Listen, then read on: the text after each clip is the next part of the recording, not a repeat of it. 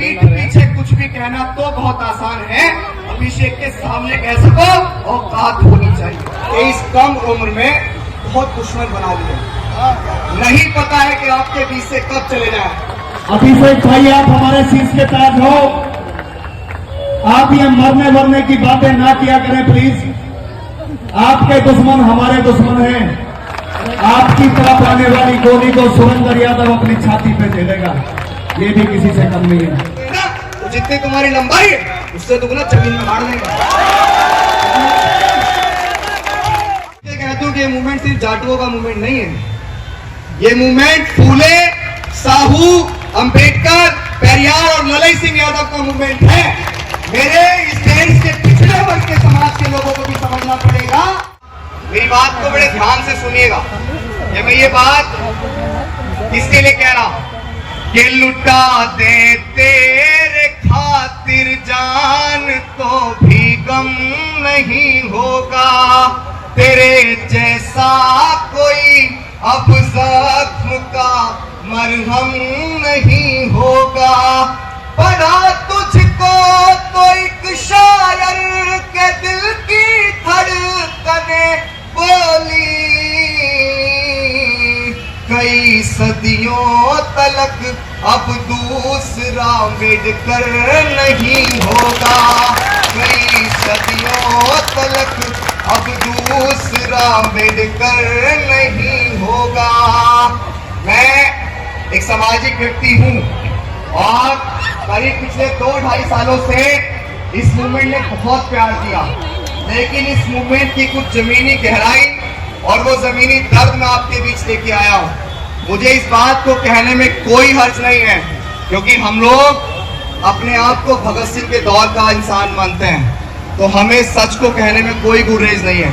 देखिए मैं ये कहता हूं कि अब के सारी हदों से गुजर जाएंगे। मैं नाम नहीं लूंगा वरना आप पहचान जाएंगे कि मैं किसकी बात कर रहा हूं, पहचान ही जाएंगे कि अब के सारी हदों से गुजर जाएंगे। हो मत समझना डराने से डर जाएंगे। ये बात मैं उनको कह रहा हूं क्योंकि उत्तर प्रदेश के अंदर, मैं पॉलिटिकल व्यक्ति नहीं हूं, मैं फिर कह दूं, लेकिन सच तो बोलना पड़ेगा। सच इसलिए बोलना जरूरी हो गया है क्योंकि लोग बोलने से पहले सोच रहे हैं। उत्तर प्रदेश के अंदर वो एक मसीहा जिसने इस देश में रहने वाले करोड़ों लोगों की जिंदगी बदली, और खासकर महिलाएं जिनकी संख्या किसी जाति के आधार पर नहीं मापी जाती है, जिनकी संख्या सब समाज में है, उस महिला को अगर सम्मान की जिंदगी किसी ने दी तो वो बाबा साहेब अम्बेडकर ने दी, और बाबा साहेब अम्बेडकर ने ही हिंदू कोड बिल की वजह से अपने कानून मंत्री के पद से इस्तीफा दिया था। और आज उसी रहबर की जयंती मनाने से उत्तर प्रदेश के अंदर कहीं ना कहीं रोका गया। मैं इसीलिए बोल रहा हूं कि अब के सारी हदों से गुजर जाएंगे। हो मत समझना डराने से डर जाएंगे। वो मौत के नाम का खौफ देता है क्यों, मौत जिस रोज आएगी मर जाएंगे। वो मौत जिस रोज आएगी मर जाएंगे। कि मुझको जालिम का तरफदार नहीं लिख सकते, कि मुझको जालिम का तरफदार नहीं लिख सकते, कम से कम वो मुझे लाचार नहीं लिख सकते। और जान हथेली पर लिए जो बोल रहा हूं सच, उसे इस देश के बिकाऊ अखबार नहीं लिख सकते, उसे इस देश के बिकाऊ अखबार नहीं लिख सकते। मैं ये समझता हूं कि आज इस देश में जो मीडिया है वो बिकाऊ है, इस बात को कहने में मुझे कोई गुरेज नहीं है, कोई गुरेज नहीं है यार।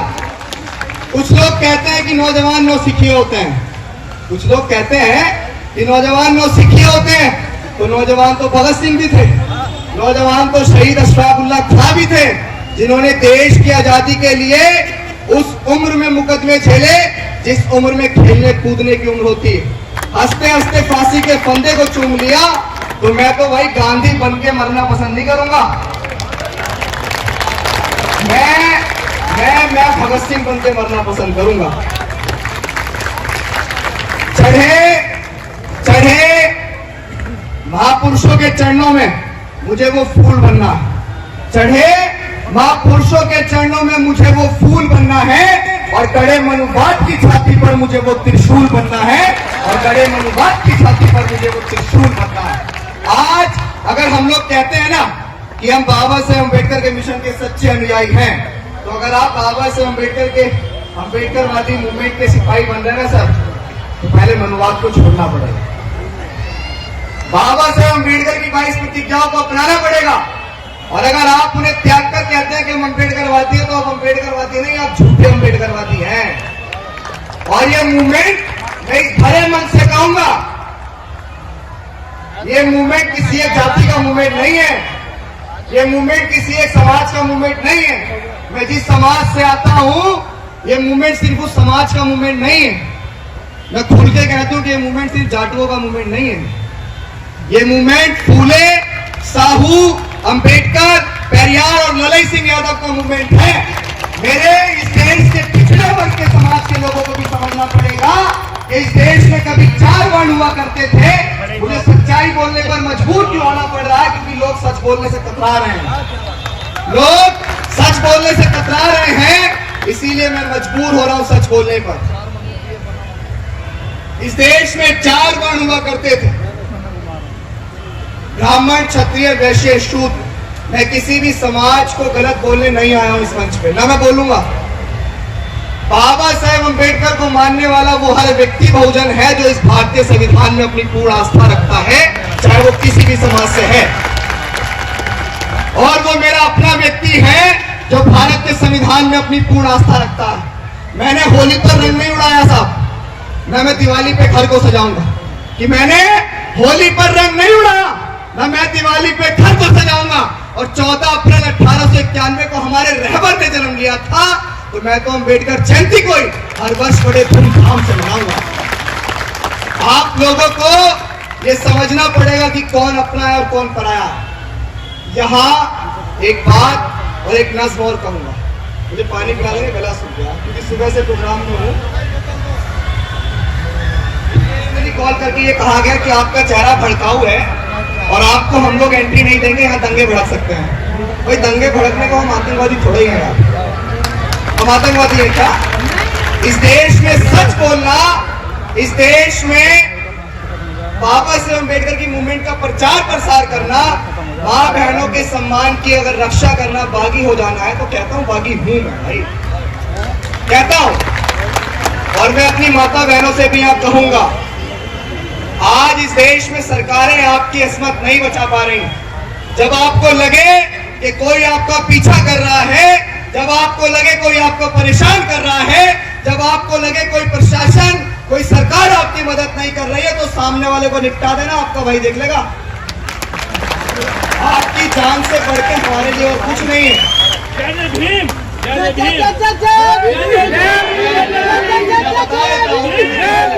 सुन लो भाई, सुन लो। वो पढ़ के दुख अपने पुरखों का लिखता हूँ मैं, वो जख्म से गुफ्तगू करके लिखता हूँ मैं। वो दर्द गाने को भी हौसला चाहिए, जहाँ हथेली लिए दर्द लिखता हूँ मैं। वो जहाँ हथेली लिए दर्द लिखता हूँ मैं। वो अपनी सांसों में आबाद रखना मुझे, वो अपनी सांसों में आबाद रखना मुझे। मैं रहूं ना रहूं याद रखना मुझे। ये बात मैं इसलिए कह रहा हूं कि इस कम उम्र में बहुत दुश्मन बना लिए, नहीं पता है कि आपके बीच से कब चले जाए। नौजवान साथी यहाँ खड़े हुए हैं, बाबा साहेब अम्बेडकर के मूवमेंट की जिम्मेदारी आपके कंधों पे है। सफेद बाल वालों ने बहुत संघर्ष कर लिया, अब उनके कारवा को आगे बढ़ाने की जिम्मेदारी आपकी है। आप बताओ कि इस मूवमेंट को आगे बढ़ाओगे या नहीं बढ़ाओगे? बढ़ाएंगे। इसे डरने की और घबराने की जरूरत नहीं है।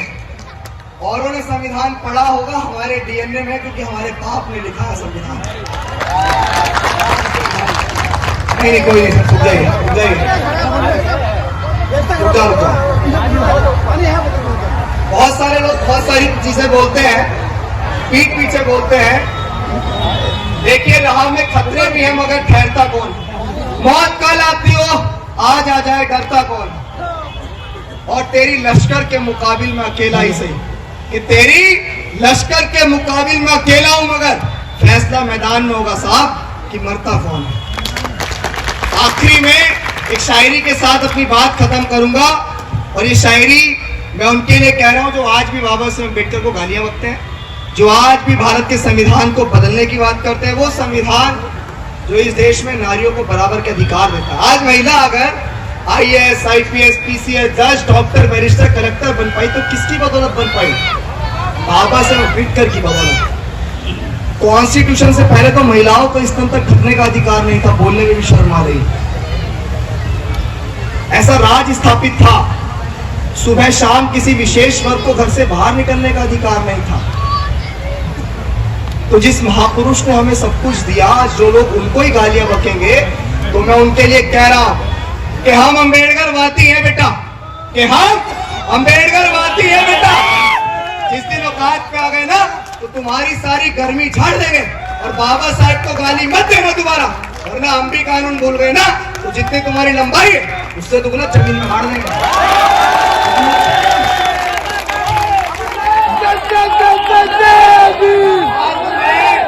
बात में कुछ बात हो, वो बात होनी चाहिए, जीत होनी चाहिए या मात होनी चाहिए। और पीठ पीछे कुछ भी कहना तो बहुत आसान है, अभिषेक के सामने कह सको औकात होनी चाहिए। भारत जय संविधान। अभिषेक भाई के लिए एक बार जोरदार ताली मार देंगे, जोरदार तालियां। अभिषेक भाई आप हमारे शीर्ष के ताज हो, आप ये मरने मरने की बातें ना किया करें प्लीज। आपके दुश्मन हमारे दुश्मन हैं। अरे कोई ताली तो बजाओ।